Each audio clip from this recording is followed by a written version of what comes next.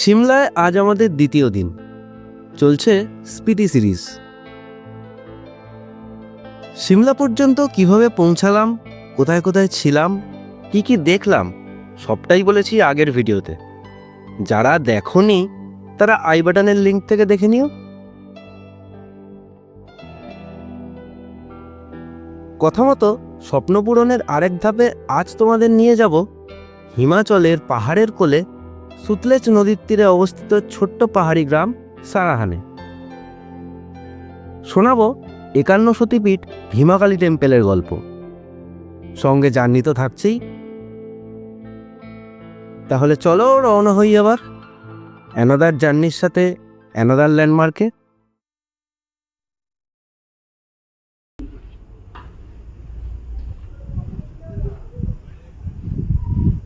একটা ঝকঝকে দিন আর ব্রেকফাস্ট করে রওনা হচ্ছি।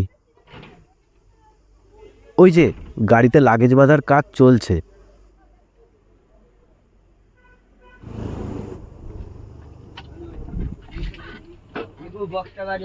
বেরাবার টাইম ছিল 8:30, সেখানে এখন বাজে 9টা। তাও ভালো, এত বড় গ্রুপ ট্যুরে টাইমিংগুলো ম্যাচ হবে কিনা, টাইমিংয়ের ওলট পালটে সাইট সিন মিস হয়ে যায় যদি, এসব নিয়ে আমার মনে যথেষ্ট সংশয় ছিল। তবে সকলের সচেতনতা, ট্যুর অপারেটরের ম্যানেজমেন্ট, ফ্রেন্ডলি বিহেভিয়ার আমাকে অনেকটাই চিন্তামুক্ত করেছে। তাই আধ ঘন্টার দেরি ঠিক নয়।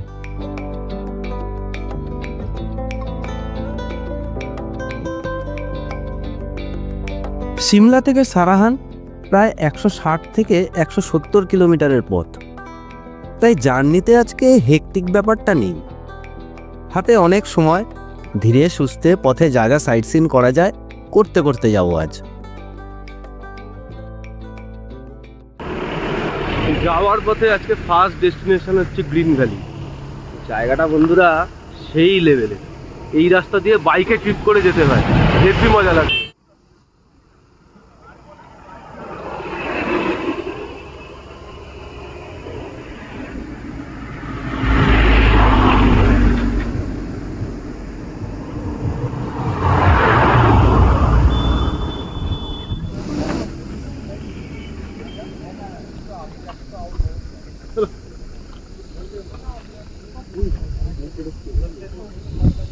দেখো দেখো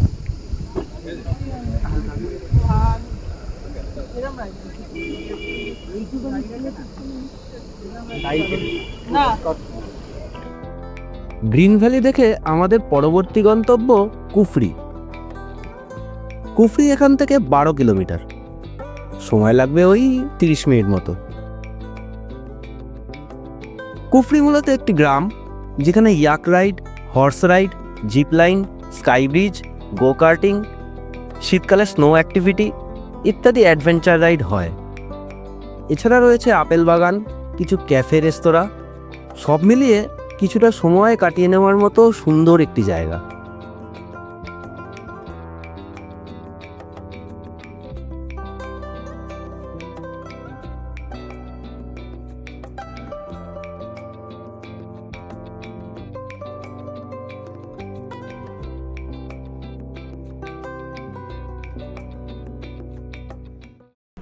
ঘড়ি বলছে এখন সময় 10:30, আর আমরা দাঁড়িয়ে আছি কুফরিতে। এটা সিমলার একটা ফেমাস টুরিস্ট স্পট। সিমলা ঘুরতে এলে এগুলো সাইট সিনের মধ্যে থাকে আর কি। आपको वैली के बाहर उतार देगा, फिर वहाँ पे आपको 10 मिनट वॉक करके चलना है, फिर आप पहुँच जाओगे यहाँ पे एप्पल गार्डन के पास। ठीक है जी। अगर आपके पास यहाँ से टिकट होगा तो आपको एंट्री फ्री मिलेगा, जैसे एप्पल गार्डन है, टैप फार्मिंग है, विलेज व्यू है, और इन 6 में से कोई सी भी 2 एक्टिविटी। वो रहेगा 500 रुपये पर हेड ये, और नहीं 500 घोड़े का, 1000 रुपये पर हेड रहेगा। और रास्ते में एक इको टूरिज्म का एंट्री रहता है 50 रुपीज, जो सरकारी रहता है वो आपको रास्ते में देना है। अच्छा, यहाँ पे हो गया सब कुछ। आते वक्त घोड़ा कहाँ से मिल जाएगा ना? पर्ची होता है, टिकट होता है, टिकट वो भी टिकट बनता है। अगर इस सब में कुछ में नहीं जाना है, सीधे राइडिंग करना है तो क्या करना है? यहाँ पे पहुँचने के बाद यहाँ पे घुसने के बाद अरे ये जो 500 ले रहा है ना, ले रहा है Apple garden step farming village view का घुमाने का, ये 2 फ्री दे रहा है हम आपको कॉम्प्लीमेंट्री। এখানে যে অ্যাডভেঞ্চার রাইডগুলো আছে দাদারা বলছিল কি কি করা যায়, কত টাকা কি লাগে, কি কি দেখতে পারবেন। দেখে আমার মনে হলো এখন যাওয়াটা বেকার, কারণ বরফটা এখন নেই। তো আমাদের মধ্যে কেউই যাচ্ছে না, তাই আমিও গেলাম না। এখানে কিছুক্ষণ কাটিয়ে তারপর বেরিয়ে যাব আমাদের গন্তব্যের উদ্দেশ্যে। কুফরি ছেড়ে এগোচ্ছি এবার গন্তব্যের দিকে। তোমরা যারা গ্রুপ ট্যুরে আসছো না বা সোলো ট্রিপ করবে ভাবছো বা লোকাল ট্রান্সপোর্টে সারাহানে পৌঁছাতে চাও, তাদের জানিয়ে রাখি লোকাল ট্রান্সপোর্ট বলতে অপশান দুটো। HRTC বা ISBT এর প্রচুর বাস সিমলা মানালি থেকে সারাদিন চলে। সিমলা থেকে বেগ জার্নি করে প্রথমে রামপুর, তারপর জেউরি হয়ে পৌঁছাতে হয় সারাহানে, অথবা শেয়ার কার করে পৌঁছাতে পারো সারাহানে।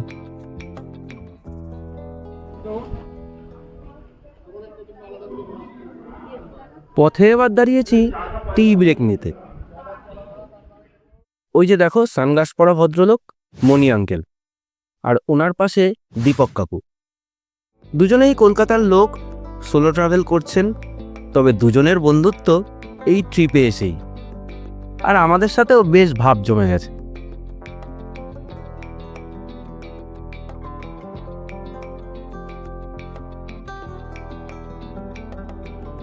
ঘড়ি বলছে 2:30, বেশ বেলা হয়েছে, লাঞ্চ টাইম।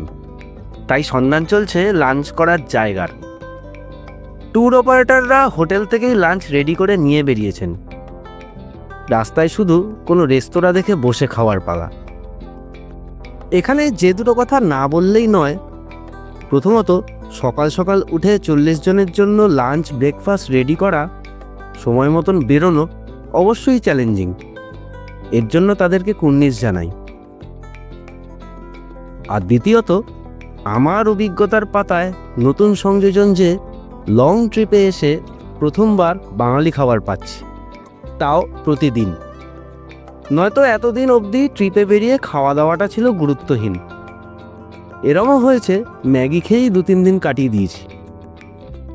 এবারটা রদবদল হলো আর কি। যাই হোক, একটা জায়গার সন্ধান পাওয়া গেছে। এসো দেখি আজ মেনুতে কি আছে।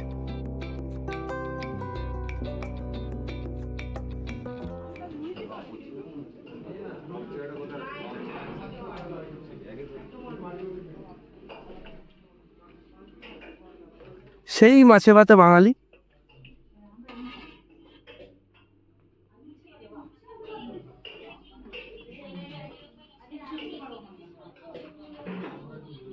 আজ সেরকমটাই প্লেটে হাজির। তাহলে চটপট লাঞ্চটা সেরে ফিরছি আবার।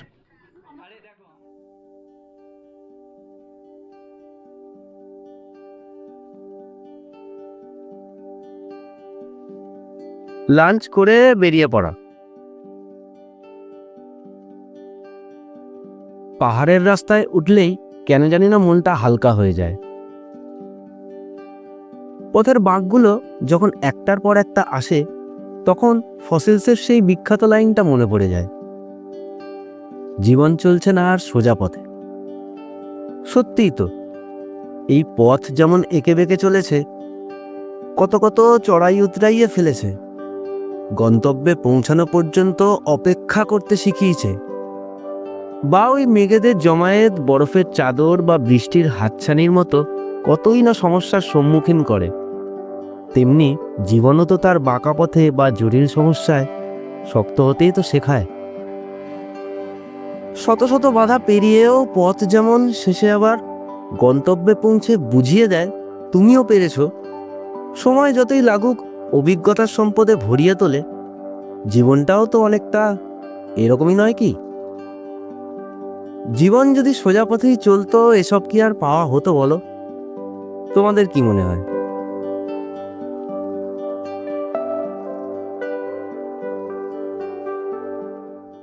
বিকেল গড়িয়ে সন্ধ্যা হয়েছে। আমরা পৌঁছেছি আমাদের আজকের গন্তব্যে।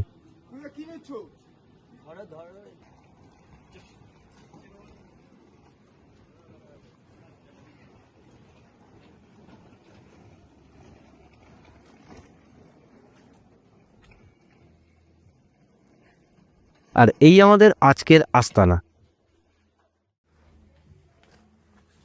হোটেল নিয়ে বেশি কিছু বলার নেই, দেখতেই পাচ্ছ তোমরা। পিক টাইমে যেহেতু পাহাড় সফর, তাই মনের মতন কথাটা সব জায়গায় খাটে না। রাতটুকুর ব্যাপার, ডিনার করে ঘুমিয়ে পড়লাম।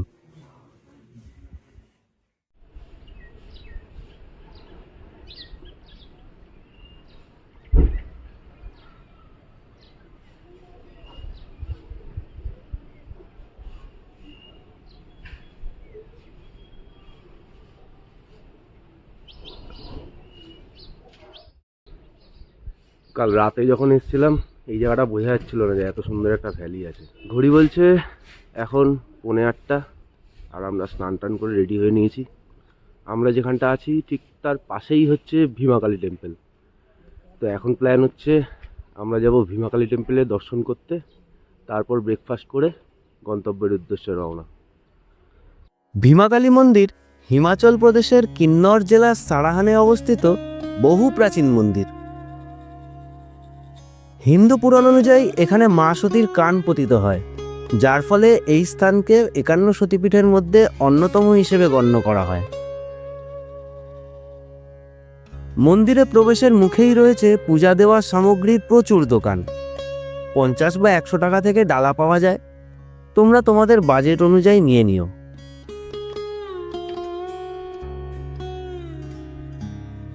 মন্দিরের বর্তমান কাঠামো প্রায় 8ম থেকে 9ম শতাব্দীর মধ্যে নির্মিত বলে ধারণা করা হয়। পরে বুসাহার রাজ্যের রাজারা মন্দিরটি পুনর্নির্মাণ ও সম্প্রসারণ করেন।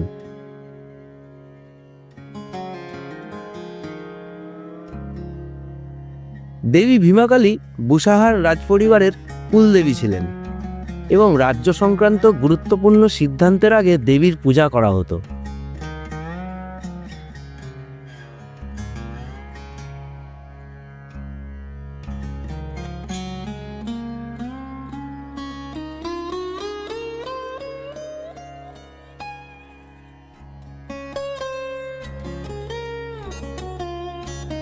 মন্দিরটির স্থাপত্য হিমাচলী ও তিব্বতী শৈলীর সংমিশ্রণ।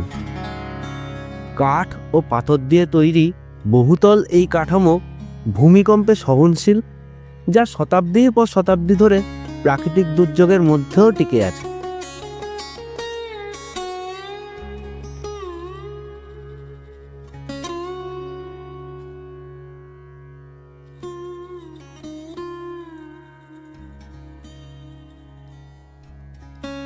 মন্দিরের ভেতরে ফটোগ্রাফি, ভিডিওগ্রাফি অ্যালাউড নয়।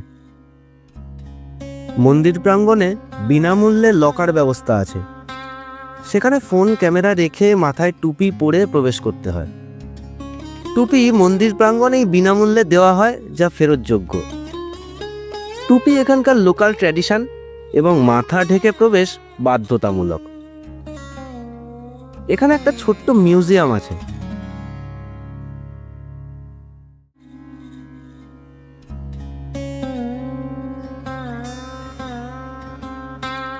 মূলত পুরনো কালের কিছু জিনিসপত্র সংরক্ষণ করা আছে, দর্শন সেরে একবার দেখে নিতে পারো।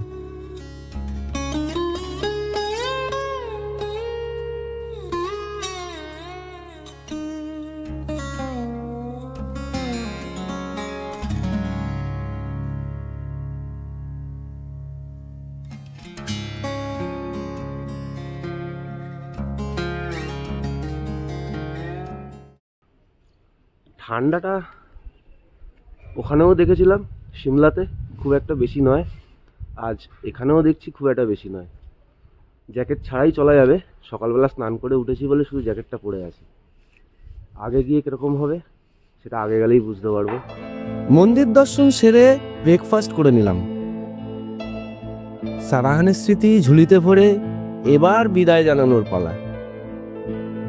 এই এপিসোডটা এখানেই শেষ করছি, তবে স্বপ্নপূরণের এই যাত্রার আরও অনেক গল্প আমার ঝুলিতে আছে। খুব শিগগিরই পরের গল্পে আবার দেখা হবে।